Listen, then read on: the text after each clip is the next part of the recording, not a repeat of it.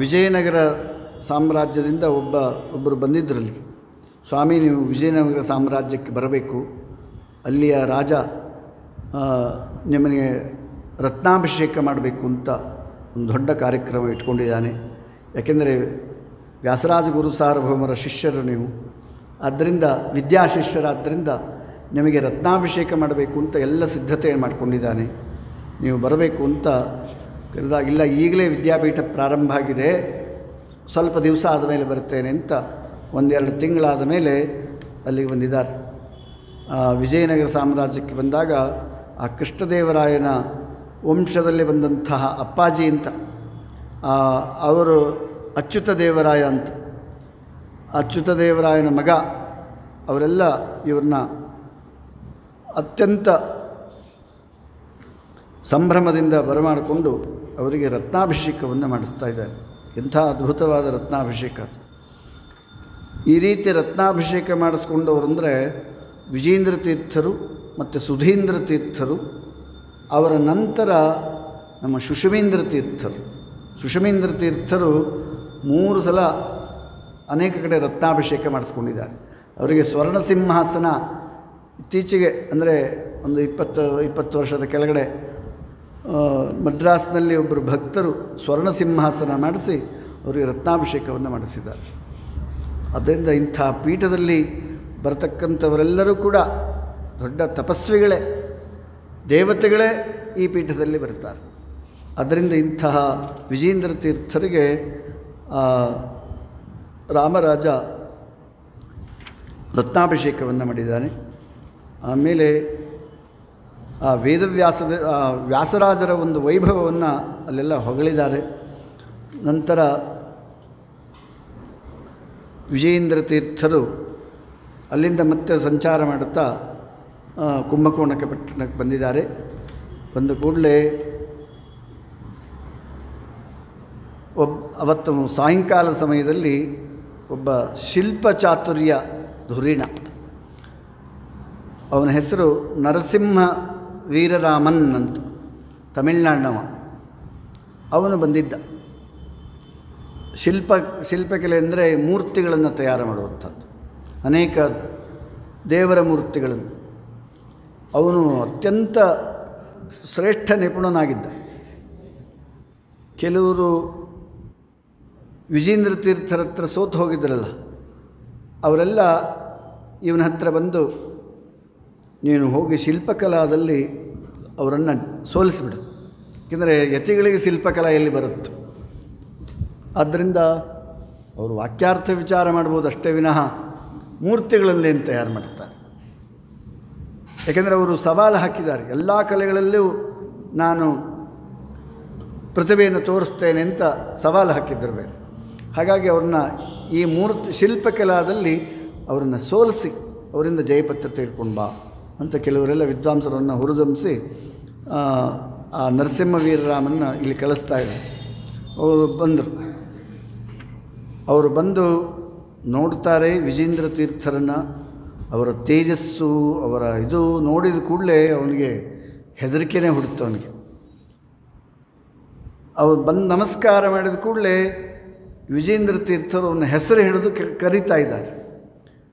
ನರಸಿಂಹ ವೀರರಾಘವನ್ ಅಂತ ಅವನ ಹೆಸರು ಹಿಡಿದು ಕರೆದು, ಶಿಲ್ಪ ಚಾತುರ್ಯದಲ್ಲಿ ನನ್ನ ಜೊತೆಗೆ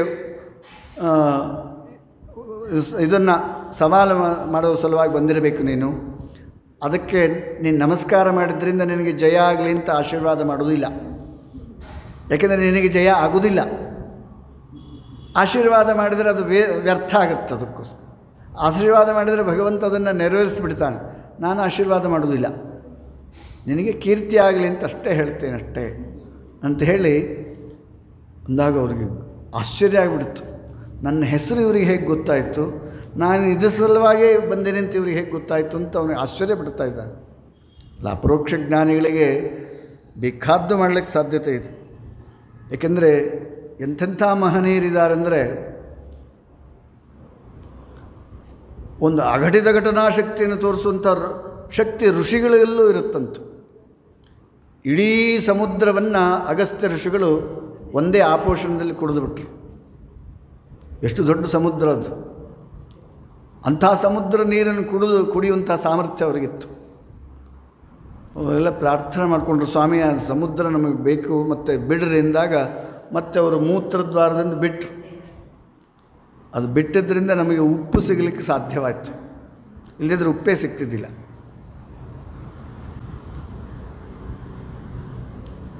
ಈ ರೀತಿ ಸಾಮರ್ಥ್ಯವುಳ್ಳವರು ಅನೇಕ ಮಹನೀಯರಿದ್ದಾರೆ.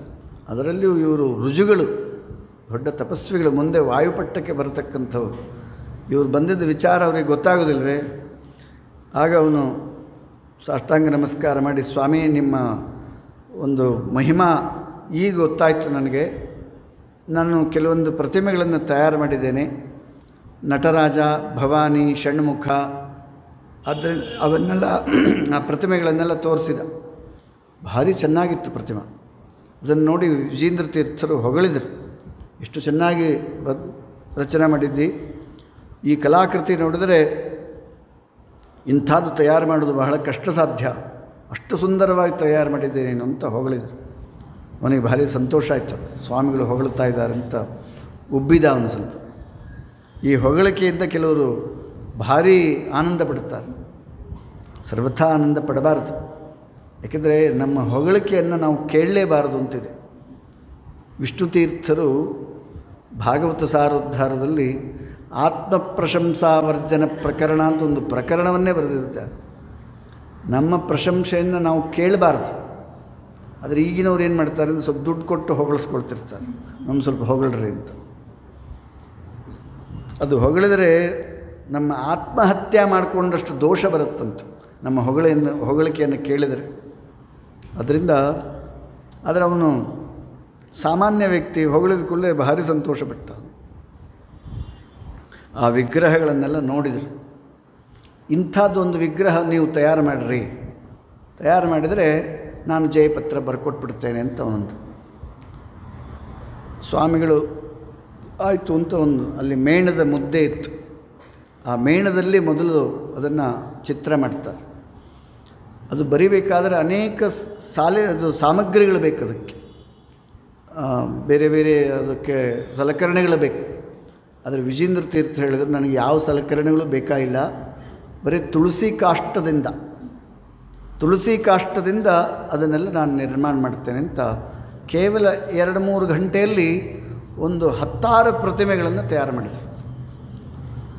ಅದು ತಿಂಗಳಾನುಗಟ್ಟಲೆ ಮಾಡುವಂಥ ಕೆಲಸವನ್ನು ಕೇವಲ 3-4 ಗಂಟೆಯಲ್ಲಿ ಅನೇಕ ಪ್ರತಿಮೆಗಳನ್ನು, ಕೃಷ್ಣನ ಪ್ರತಿಮೆ, ಯೋಗ ನರಸಿಂಹದೇವರ ಪ್ರತಿಮೆ, ಮಂಗಳಾಂಬಿಕಾ ಅಂತ ಅಲ್ಲಿಯ ಒಂದು ಕುಲದೇವತೆ ಲಕ್ಷ್ಮೀದೇವ ಸನ್ನಿಧಾನದ, ಅದೆಲ್ಲ ತಯಾರು ಮಾಡಿದರು. ಆಮೇಲೆ ಭೂವರಾಹ ದೇವರು, ಆ ಭೂವರಾಹ ದೇವರ ಪ್ರತಿಮಾ ನೋಡಲಿಕ್ಕೆ ಜನರು ನಿಂತಿದ್ದರಂತೆ. ಅದು ಹೇಗಿತ್ತು ಅಂದರೆ ಭೂವರಾಹ ದೇವರು ಕೋರೆಹಲ್ಲಿನ ಮೇಲೆ ಲಕ್ಷ್ಮೀದೇವಿಯನ್ನು ಕೂಡಿಸ್ಕೊಂಡಿದ್ದರಂತೆ, ಸಣ್ಣ ಪ್ರತಿಮೆ. ಅದು ಎಷ್ಟು ಸುಂದರವಾಗಿ ರಚನೆ ಮಾಡಿದ್ರು ಅಂದರೆ ಅಷ್ಟು ಸುಂದರ ರಚನೆ ಮಾಡಿದ್ರಂತೆ. ಎಲ್ಲವೂ ಸುಂದರ ಇತ್ತು, ಅದರಲ್ಲಿ ಇದು ಜಾಸ್ತಿ ಸುಂದರ ಇತ್ತು. ಭೂವರಾಹ ದೇವರು ಅದರಲ್ಲಿ ಆ ಲಕ್ಷ್ಮೀ ಪ್ರತಿಮಾ ಪ್ರತಿಯೊಂದು ಅವಯವಗಳನ್ನು ಅಷ್ಟೇ ಸಣ್ಣ ಪ್ರತಿಮೆಯಲ್ಲಿ ಚೆಕ್ಕಿದಾರಂತೆ. ಅಷ್ಟು ಸುಂದರ ಪ್ರತಿಮೆ ನೋಡಿದರು. ಅದು ಕೇವಲ 3-4 ಗಂಟೆಯಲ್ಲೇ, ಅದು ತಿಂಗಳಾನುಗಟ್ಟಲೆ ಮಾಡುವಂಥ ಕೆಲಸ ಅದು. ಅದನ್ನು ನೋಡಿ ಅವನಿಗೆ ಗಾಬರಿ ಆಗಿಬಿಡ್ತು. ಅವನಿಗೆ ಇಷ್ಟರಲ್ಲೇ ಅದು ಯಾವ ಸಲಕರಣೆ ಇಲ್ಲದೆ ಕೇವಲ ತುಳಸಿ ಕಾಷ್ಟದಿಂದ ಎಷ್ಟು ರಚನೆ ಮಾಡಿದ್ದೀರಿ ಅಂದರೆ ನಿಮ್ಮನ್ನು ಸೋಲಿಸಲಿಕ್ಕೆ ಸಾಧ್ಯವೇ ಇಲ್ಲ, ನೀವು ಅಜೇಯ ವಿಜಯೇಂದ್ರರು ಅಂತ ಘೋಷಣೆ ಮಾಡಿ ಜಯಪತ್ರವನ್ನು ಬರೆಕೊಟ್ಬಿಟ್ಟು. ನನಗೆ ಭಾರಿ ಅಹಂಕಾರ ಇತ್ತು, ನಾನು ದೊಡ್ಡ ಶಿಲ್ಪ ಚಾತುರ್ಯ ಧುರೀಣ ಅಂತ.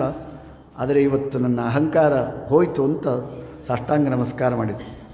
ಇವರು ಹೊಗಳಿದರು, ನಿನ್ನ ಒಂದು ಅಹಂಕಾರ ಕಳ್ಕೊಂಡಿದ್ದೀವಿ, ಬಹಳ ಸಂತೋಷ, ನಿನಗೆ ವಿಶೇಷ ಅನುಗ್ರಹ ಆಗಲಿ ಪರಮಾತ್ಮಂದು ಅಂತ ಹೇಳಿ ಅವನಿಗೆ 2 ಶಾಲು ಹೊದಿಸಿ ಅನುಗ್ರಹ ಮಾಡಿದರು.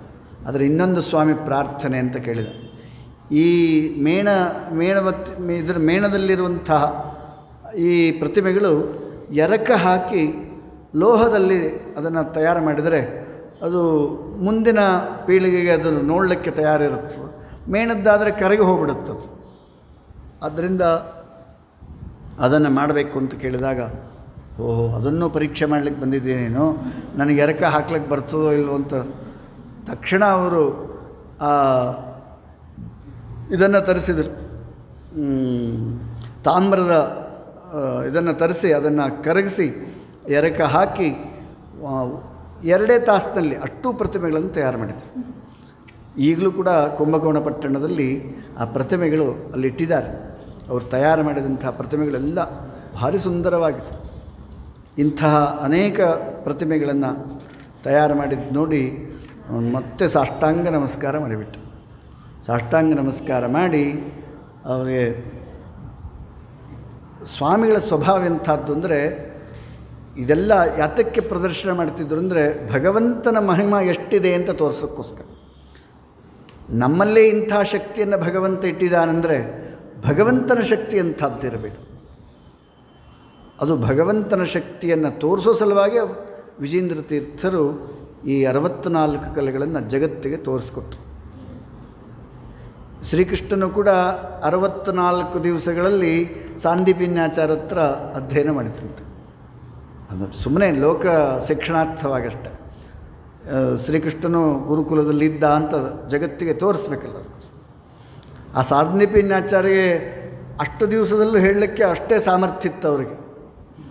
ಒಂದೇ ದಿವಸಕ್ಕೆ ಅವನು ಕಲಿಯೋ ಸಾಮರ್ಥ್ಯ ಇದ್ದರೂ ಕೂಡ, ಸರ್ವಜ್ಞ ಅವನು, ಕಲಿಯೋ ಅವಶ್ಯಕತೆ ಇಲ್ಲ, ಆದರೆ ಹೇಳಲಿಕ್ಕೆ ಸಾಮರ್ಥ್ಯ ಅವರಿಗೆ ಇರಬೇಕಲ್ಲ. ಅದಕ್ಕೆ 64 ದಿವಸ ತೆಗೆದುಕೊಂಡ್ರಂಥವ್ರು. ಹಾಗಾಗಿ ಆ ಪರಮಾತ್ಮನ ಒಂದು ಮಹಿಮೆಯನ್ನು ತಿಳಿಸೋ ಸಲುವಾಗಿ ವಿಜೇಂದ್ರ ತೀರ್ಥರು ಇಂತಹ ಅದ್ಭುತವಾದ ಶಿಲ್ಪಕಲಾ ಚಾತುರ್ಯವನ್ನು ತೋರಿಸಿ ಇಡೀ ಜಗತ್ತಿಗೆ ಒಂದು ಅನುಗ್ರಹವನ್ನು ಮಾಡಿದ್ದಾರೆ. ಅವನಿಗೆ ಅನುಗ್ರಹ ಮಾಡಿ 2 ಶಾಲು ಹೊದಿಸ್ತಿದ್ರು. ನಮ್ಮ ಮಠಗಳಲ್ಲಿ ಜೋಡಿ ಶಾಲು ಅಂತ ಇರುತ್ತೆ. ಏಕೆಂದರೆ ಯಾರು ವಿದ್ವತ್ತು ಇರುತ್ತೋ ಅವರಿಗೆ 2 ಶಾಲು ಹೊದಿಸಿ ಅವರಿಗೆ ತೃಪ್ತಿಯಾಗುವಷ್ಟು ಸಂಭಾವನೆ ಕೊಟ್ಟು ಕಳಿಸ್ತಾಯಿತ್ತು. ಆ ರೀತಿ ಅನುಗ್ರಹ ಮಾಡ್ತಾಯಿತ್ತು.